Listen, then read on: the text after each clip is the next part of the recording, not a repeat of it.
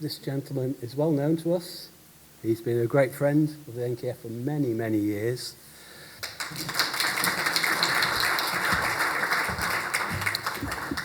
Hi, thank you very much for, it's a pleasure to be back at the NKF, David. Thank you very much. I'm representing today the Dialysis Society, and the Dialysis Society meets every year. We do webinars all through the year, trying to get interest in dialysis treatments, and we hope to work more closely with the NKF as next months pass. My next slide. So I'm going to talk about improving outcomes. It's a very general topic. And how long do you spend on a kidney machine when you're on 3 times a week dialysis? Well, it's 624 hours a year. And that doesn't include transport time, waiting in the waiting room, etc. And in that time, you could watch all 7 seasons of Friends 7 times over. You could earn 10K on the national minimum wage. It's a huge amount of time and commitment, and you can do many other interesting things. What do we do during our dialysis sessions, or what do you guys do? Maybe it doesn't apply to you, but we see often these sites, different things. That's a classy one, wake up when it's all over. It's a whole mixture. And you've got to ask, if you're locked in for all this time, what could we do if we really did put some resource into making this experience good? Well, there's obviously an opportunity for education and learning. Not everybody's cup of tea, I guess. You can meet members of the multidisciplinary team. We've got lots of people interested. Dietitians want to sort of see you, and counsellors, social workers, peer reviewers, benefits advisors. There's all kinds of expertise. Difficult bringing it to the bedside, but nonetheless, it's all possible. And then there's physical activity and other things. The problems are, the challenges really. We've got a huge throughput of patients through our kidney units, which will be apparent to many of you. In our unit, we've got more than 6 patients supported per kidney machine per year, which is a huge throughput. It's like a big process there. And the staffing levels are very stretched. And the medical cover is very thin. And I'll come on to that. And there are also split funding streams, so it's very confusing on what money is available to put resource into improving the dialysis experience. And it's something we'll have to be working on with the NKF. Just about patient-doctor contact time. This is a survey done 12 years ago, but it's still relevant. And this is how much time a kidney specialist doctor will spend with you by the bedside whilst you're on dialysis. And don't say nothing. The black bars are patients who will get at least an hour with a nephrologist per month whilst in the dialysis unit. The grey bars are people who get less than 30 minutes with a doctor per month, if you're lucky. Now, the black bars there, it's common. You can achieve this 1 hour at least with a doctor when you come to your dialysis session in Belgium, France, Germany, Italy, Spain, all the usual suspects. The worst performer in the whole world is the UK. Now, before we all sigh and think the NHS is broken, there's a very laudable reason for this, and this takes us back to when dialysis first started. And as I think we've already heard, most patients, all patients, when I was a lad, had to go home on home dialysis. There were no places in centre. And so what happened there was, for the first time in medicine, the nurses started to take charge of training, along with social workers, technicians, etc. And they moved forward, became very, very skilled, and kind of left the medics behind. And it's true that when I first started, they just told me, do exactly what the nurse says and then go home, and that was it. And so I did. They were in charge, and we had this phenomenon of nurse-led kidney units, and the doctors were in the background. Not so in mainland Europe. There were at least 4 doctors employed near each kidney unit, completely different, because they didn't need home dialysis at all. And even when PD came in, the Europeans were not that interested because they'd got kidney units in every single town. Now that's because the NHS, when it was set up laudably in 1948, was intensely centralised. And dialysis, when it came in, looked very frightening. 1964, Royal Free. Better keep that in the major hospitals and don't take it elsewhere. And we had only a quarter of the number of dialysis units in this country in the late 70s than in mainland Europe. And they were nurse dominated. When the money started coming in and we started building satellites, it was the nurses who ran them. And the doctors were just not that skillful. I don't say not interested in dialysis, but the nurses were so good at what they did and everywhere else that that's what happened. So hence we've got this tradition of very little patient-doctor contact time. Now, let's just look at what we can do from the various medical aspects in our dialysis patients. Well, at least a half, going on for a half of patients in any typical kidney unit will be there because of diabetes and the damage this does to various organs. And diabetes is a major problem. And we've been doing our best with diabetes when you've got kidney failure as well for many, many years. But now there seems to be some real changes going on. I just thought I'd mention them to you. Now, for about 10 years or more, we've had nephrologists and diabetic doctors meeting to set guidelines. Now, guidelines are a bit of a pain, but nonetheless, it's a way of telling the commissioners, the people who own the money, where they should put the money. And the JBDS, this combined committee, recommended we have a link worker in every single unit who looks after diabetes, particularly to optimize all the management that it goes on with, the checks, the eye checks, the foot checks, etc. It was rather aspirational and never really got off the ground. The other thing I mentioned was the confusion about money. Now, the money for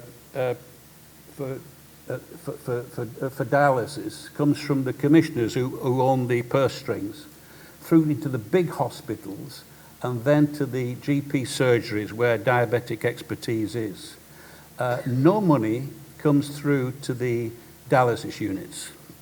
And that's always been traditional, completely different than mainland Europe. And the doctor who visits the kidney unit is a nephrologist, not really currently trained that well in diabetes. So our patients have been used to years to going into the GP surgery for their diabetic care or going into the diabetes centre in the main hospital. And that's been the model. So it's not really ideal. We changed this a bit in the Bedford unit as an experiment about 8 years ago, where we arranged for a dedicated specialist diabetic nurse and podiatrist to come into the hemodialysis unit and do a clinic there once every 2 months. Our nurses presented them with 7 names to go and see in that unit on that particular day. And the diabetic nurse specialist, they went in there, they checked everything, they changed the insulin, they made sure people were being checked out, their eyes, the feet, everything. And it was really an interesting thing. And at that time, they were giving assistance with trying to get people interested in these glucose monitors, etc. So it proved really good. And when we surveyed it, the visiting diabetic specialist nurses and podiatrists found this extremely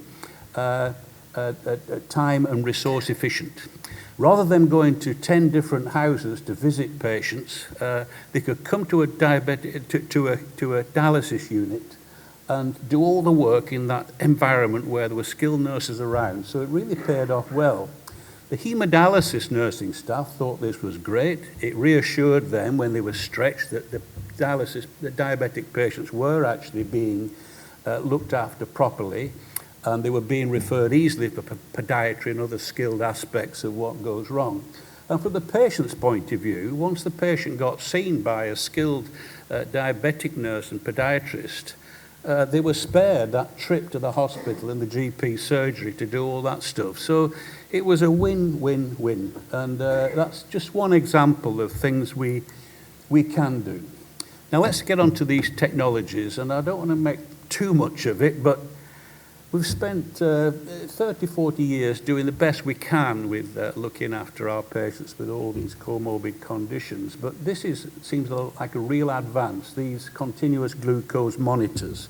A bit of gadgetry involved, a bit of training involved, but this is terrific, saving you all these finger pricks, etc. They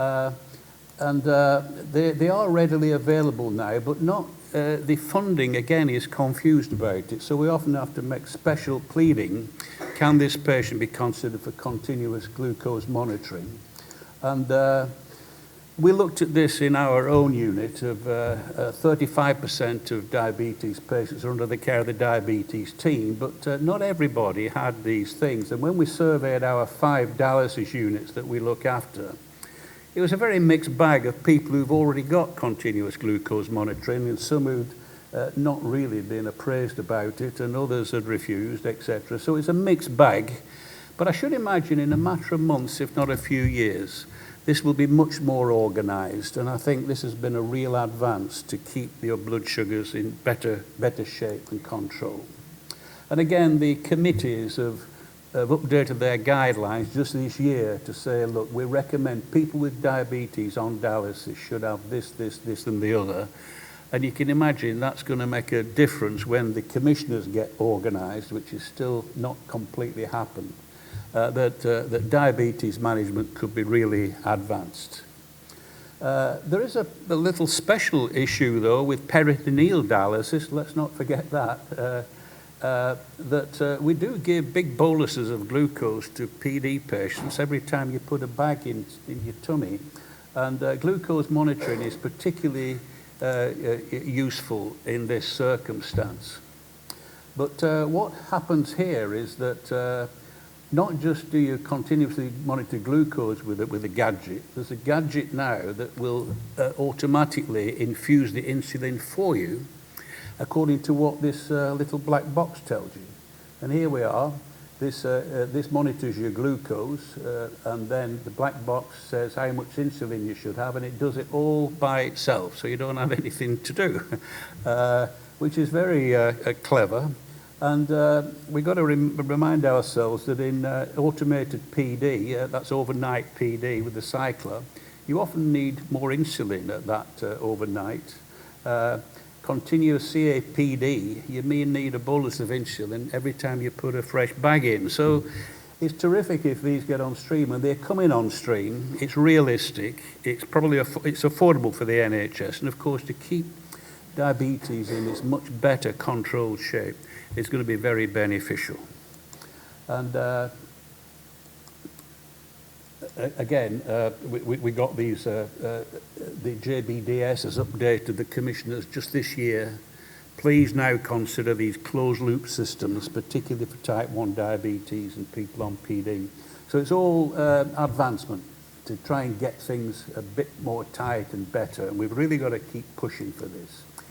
Finally, on diabetes, these fancy new injections, the what do you call it, obesity injections, they call it, GLP-1 receptor analogues, marketed now by Wegovy and all these fancy names like Segovia and all this, I don't know. The fact is, I heard on the telly the other night that 7 million British people are now injecting these drugs for weight loss, and it's amazing profits being made somewhere. So there you go.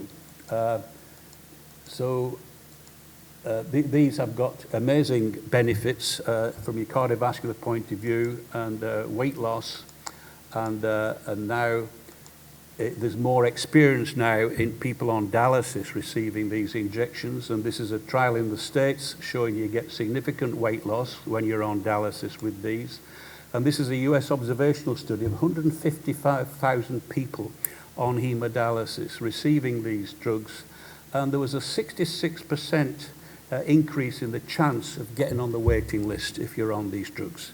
That's amazing, really. So again, these advances are real, they're expensive, but nonetheless we've got to cycle them. Now, cycling, exercise when you come for dialysis has been an interest for a long time. This is cycling. It's been around for a long time. This is James Burton showing that this improves your cardiac function. The King's lot, the King's College researchers have done a good job on cycling, and they went on to produce the ultimate, which is this kidney beam, which is now available, and perhaps you need some guidance on how to get it. But kidney beam is a virtual program of exercises that are directed directly at different patient groups in the renal world. And here we are, these special virtual programs available through your monitor or your TV for people with CKD, weight loss, before you get a transplant, after transplant, and whilst you're on dialysis. And before you get a transplant, 3 months worth of exercises to make your transplant operation more successful. Rehabilitation for also donors who are waiting to donate. They can get fitter as well to improve their chances. Whilst you're on dialysis, these exercise programs. If I've got time, David, I'll just carry on to just, have we got the prescription right for dialysis? Because, as I said, we bring you in 624 hours. Do you really need that time on dialysis, or overdoing it, or we're underplaying it? When I first started as a lad, I first saw a kidney machine in 1978, 47 years ago, 2 years before you got going, David. I asked my boss, why do we dialyse for 3 8-hour sessions, which was mandatory in those days? And he said, because it makes people feel better, Greenwood. In other words, shut up, don't ask any more questions. And I didn't find out the answer why it was 3 8s for another 5 years. An American told me. When they started dialysis in Seattle in 1962, they did one 24-hour session in a poor bloke. He was absolutely exhausted at the end of it, and the staff were even more knackered. And so they split it up the following week into 2 12-hour sessions. And the patient felt a bit better, and the staff were less exhausted, so they went to 3 8-hour sessions.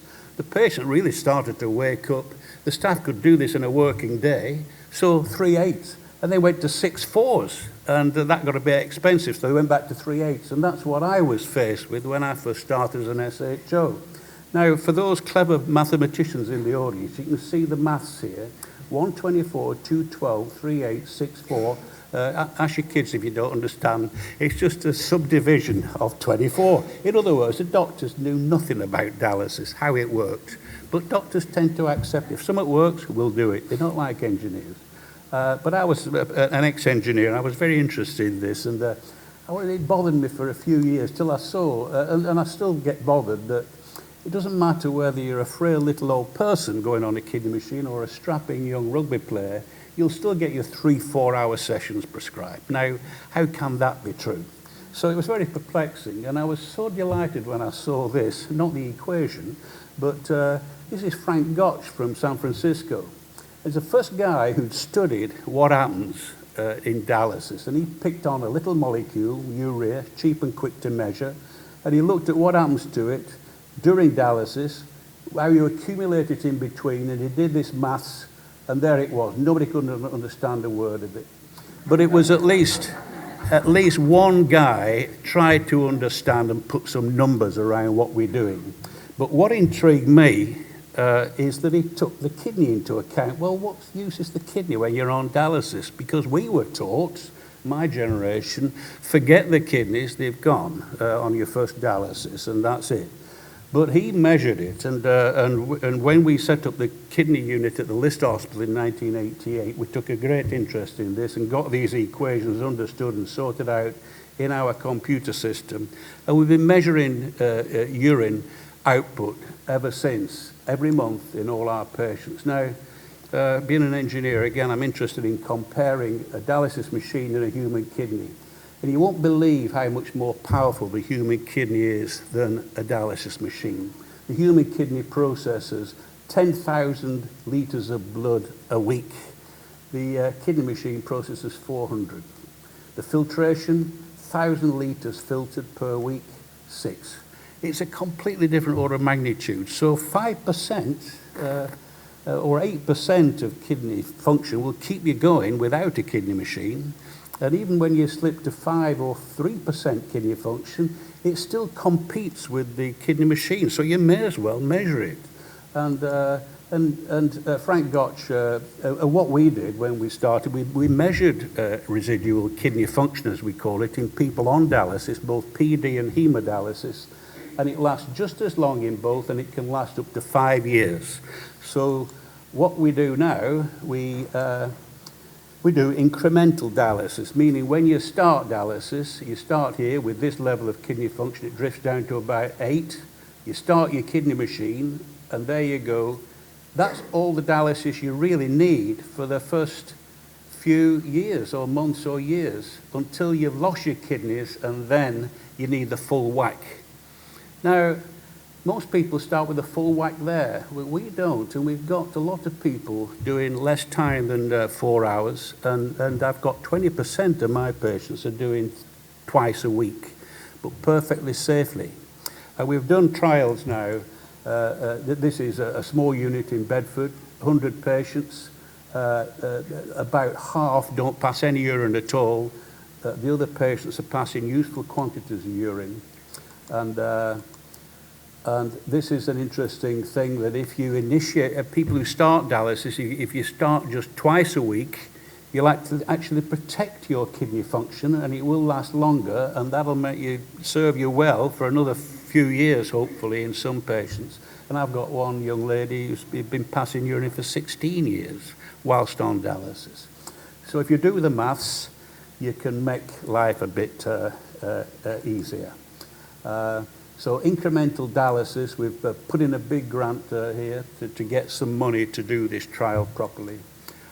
You'll save money on twice a week dialysis, and it's now got into the Renal Association, UK Kidney Association standards, that if you are passing a certain amount of urine on dialysis, you can be considered for less treatment. Now, it's only just crept in. The maths is daunting, so let's not push it too quick, but it just shows you there's hope that we can individualise care much more than we could and utilise the time better. So respect kidney function. It's so important, and those who are passing urine on dialysis, I don't want to go and do a questionnaire, but really value it, and let's start measuring it and deduct it from what the kidney machine has to do. So thank you very much for listening.